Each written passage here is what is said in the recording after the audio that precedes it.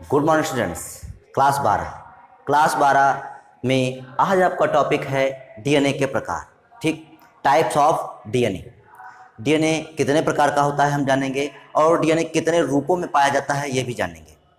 उम्मीद है कि जो हम पिछले वीडियो बना रहे हैं वो आपको अच्छी तरीके से समझ में आ रहे होंगे।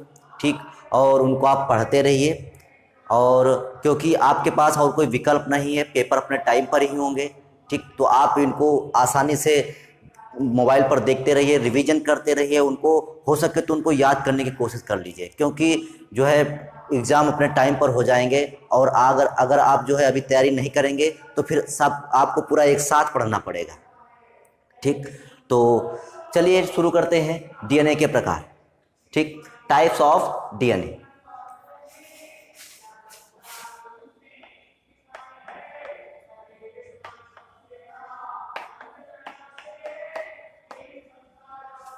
Types of DNA.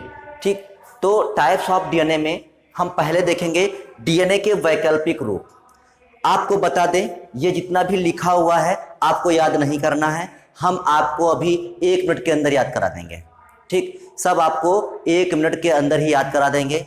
ठीक, और जब आपको याद हो जाएगा तो आप इतना पूरा अपने आप अपने मन से ही लिख डालेंगे। ठीक, पहले इसको देख लेते हैं। तो पहला हमारा टॉपिक है इसमें डीएनए के वैकल्पिक रूप, अल्टरनेटिव फॉर्म्स ऑफ डीएनए। हम इसमें ये जानेंगे कि जो डीएनए होता है वो कितने फॉर्म में, कितने रूपों में पाया जाता है, डीएनए के कितने रूप हो सकते हैं। ठीक, तो हमारे पास इसमें है पांच हैं डीएनए के रूप: ए DNA, B DNA, C DNA, D DNA और जेड डीएनए। ठीक, तो कितने प्रकार के डीएनए हमारे पास? ए, बी, सी, डी और जेड।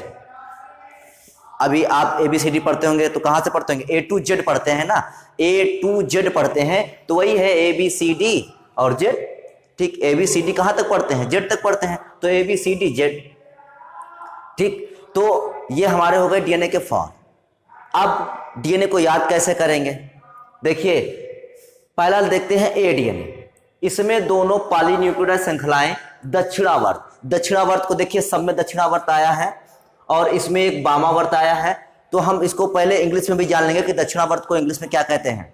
तो इसमें दोनों पॉलीन्यूक्लियोटाइड श्रृंखलाएं, ठीक, दक्षिणावर्त को क्या करते हैं? राइट हैंडेड, या इसका दूसरा क्या नाम होता है? क्लॉकवाइज। राइट हैंडेड और क्लॉकवाइज होती हैं, तथा एक कुंडली अर्थात जो एक हेलिक्स होता है उसमें 11 न्यूक्लियोटाइड क्षारक युग्म होते हैं। क्या होते हैं? 11 न्यूक्लियोटाइड क्षारक युग्म, अर्थात जो नाइट्रोजन बेस होते हैं उसके एक कुंडलन में, उसके एक हेलिक्स में वो कितने होते हैं? 11 होते हैं। तो हमने ये जान लिया कि इसमें दो, भाई डीएनए में 2 पॉलीन्यूक्लियोटाइड श्रृंखलाएं होती हैं। तो डीएनए में जो इसमें 2 पॉलीन्यूक्लियोटाइड श्रृंखलाएं होती हैं वो कैसी होती हैं? राइट हैंडेड या क्लॉकवाइज होती हैं, और इसके एक कुंडल में कितने नाइट्रोजन बेस? 11 न्यूक्लियोटाइड पाए जाते हैं। ठीक, 11 न्यूक्लियोटाइड क्षार युग्मक होते हैं। अगला आता है बी। तो वाटसन और क्रिक ने जो मॉडल प्रस्तुत किया था वो बी डीएनए था।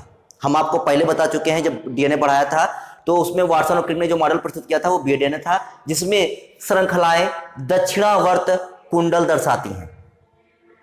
ठीक, मतलब जो हेलिक्स दर्शाती है वो कैसा? राइट हैंडेड या क्लॉकवाइज। इसमें भी क्या है? दक्षिणावर्त है। ठीक, और इसके कुंडल में कितने न्यूक्लियोटाइड? 10 न्यूक्लियोटाइड। जैसे कि हमने पिछले वीडियो में जाना था कि बी डीएनए में कितने न्यूक्लियोटाइड? 10 न्यूक्लियोटाइड होते हैं। और यह कोशिकाओं में सबसे अधिक पाया जाने वाला डीएनए होता है, मतलब यह सबसे अधिक, संसार में जितनी भी कोशिकाएं हैं सबसे ज्यादा बी डीएनए ही पाया जाता है। अगला सी डीएनए, यह दक्षिणावर्त कुंडल दर्शाता है। यह भी कैसा दर्शाता है? यह भी दक्षिणावर्त कुंडल दर्शाता है। इसके एक पूर्ण चक्र में कितने न्यूक्लियोटाइड होते हैं? न्यूक्लियोटाइड क्षार युग्मक होते हैं, तो 9। ठीक, अब आता है डी डीएनए।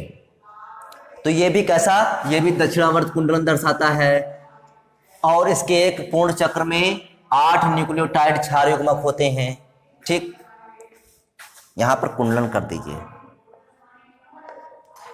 अब आता है जेड डीएनए। बस हमारा सबसे अलग जो डीएनए है वो जेड डीएनए है।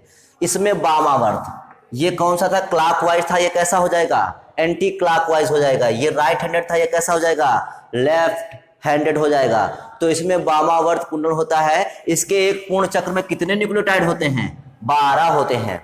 ठीक, और इस डीएनए का व्यास, मोस्ट इंपॉर्टेंट, जो डीएनए का व्यास कितना होता है?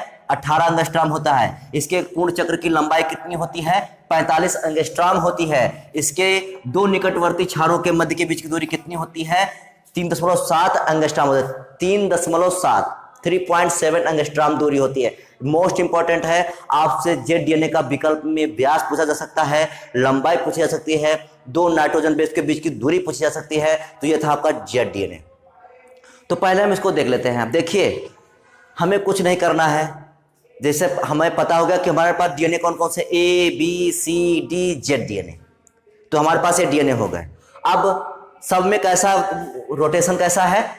क्लॉकवाइज है। सब में क्लॉकवाइज, केवल जेड में कैसा हो गया? Anti clockwise, left handed. ठीक, तो सब में क्लॉकवाइज, जेड में कैसा, लास्ट वाले में कैसा? Anti clockwise. अब न्यूक्लियोटाइड की बात करते हैं। आपको गिनती आती होगी, उल्टा गिनती गिनेंगे। 11, 10, 9, 8, लास्ट वाले में क्या हो जाएगा? 12। लास्ट वाले में क्या हो जाएगा? 12। तो 11, 10, 9, 8 और लास्ट वाले में क्या होगा? जो तुम्हारा जेड डीएनए है वो सबसे अलग होगा।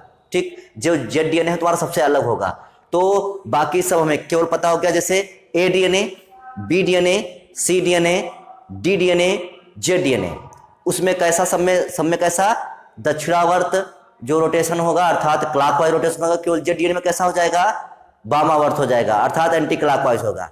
सब में न्यूक्लियोटाइड, तो ए डीएनए कितने? 11, बी डीएनए 10, सी डीएनए 9, उसके बाद डी डीएनए 8 और जो जेड डीएनए हो जाएगा किसमें कितने हो जाएंगे? 12 हो जाएंगे। हमारा कंप्लीट हो गया, बस यही सब में लिखा हुआ है।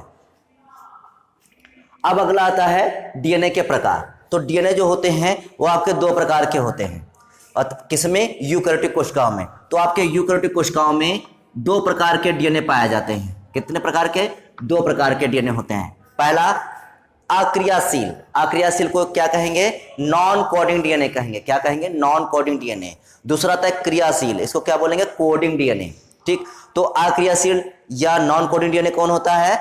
देखिए, ये खुद कह रहा है कि अक्रियाशील, जो एक्टिव ही ना हो, जो कुछ भी ना करेगा, ऐसे ही कोशाद्रव्य में या न्यूक्लियस में जो केंद्रक होता है उसमें ऐसे ही पड़ा रहा है। ठीक, तो डीएनए का वह भाग जो आरएनए में अनुरेखित नहीं होता है, अर्थात डीएनए से आरएनए बनता है।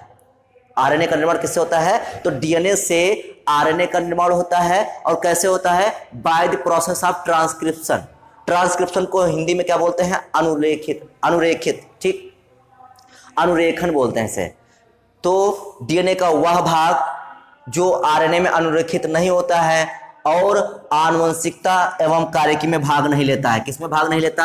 आनुवंशिकता एवं कार्यकी में भाग नहीं लेता, अक्रियाशील डीएनए कहलाता है। देखिए, जैसे इसका नाम है अक्रियाशील, मतलब ये कुछ भी नहीं करेगा, ऐसे ही पड़ा रहेगा। क्या नहीं करेगा?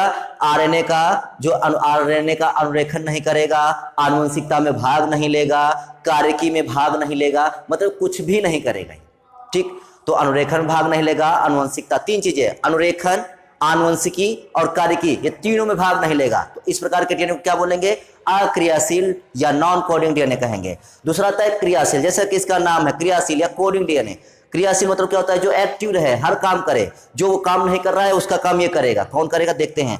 अक्रियाशील डीएनए अनुक्रमों के मध्य, मतलब जो अक्रियाशील डीएनए है उसके बीच बीच में, जो अक्रियाशील डीएनए है उसके बीच बीच में कुछ ऐसे डीएनए खंड स्थित होते हैं। कुछ ऐसे डीएनए खंड स्थित होते हैं जो आरआरएनए, टीआरएनए, आरआरएनए मतलब राइबोसोमल आरएनए, टीआरएनए मतलब ट्रांसफर आरएनए, व हिस्टोन प्रोटीन का संश्लेषण करने में सक्षम होते हैं। जो क्या करते हैं? हिस्टोन प्रोटीन का संश्लेषण करने में सक्षम होते हैं। ऐसे डीएनए क्रियाशील डीएनए कहलाते हैं और इसमें उत्परिवर्तन होता है। हमारा जो उत्परिवर्तन होता है, जो कोशिकाओं में जो डीएनए में या गुणसूत्र में जो उत्परिवर्तन होता है वो किसमें होता है? क्रियाशील डीएनए में ही उत्परिवर्तन होता है। तो जो ये काम नहीं करता था, सारा काम कौन करेगा? क्रियाशील डीएनए करेगा। क्रियाशील डीएनए कहाँ पाया जाता है? तो क्रियाशील डीएनए अक्रियाशील डीएनए के बीच बीच में पाया जाएगा। ठीक, और ये क्या काम करेगा? ये आरआरएनए बना लेगा, टीआरएनए बना लेगा, हिस्टोन प्रोटीन बना लेगा और उत्परिवर्तन भी इसमें होंगे। चार काम, आरआरएनए, टीआरएनए, ठीक, और जितना भी तुम्हारा आनुवंशिकी कार्यकी में भाग लेगा और उत्परिवर्तन करेगा। ठीक, तो ये 4 प्रकार का ये काम कर लेगा, मतलब जितना भी काम करेगा ये क्रियाशील या कोडेड डीएनए ही करेगा। तो ये थे डीएनए के प्रकार। ठीक, ये डीएनए के फॉर्म्स और ये डीएनए के प्रकार थे। आपको उम्मीद है कि ये टॉपिक समझ में आया होगा। तो आज के लिए केवल इतना ही, बाकी नेक्स्ट वीडियो में, तब तक के लिए जय हिंद।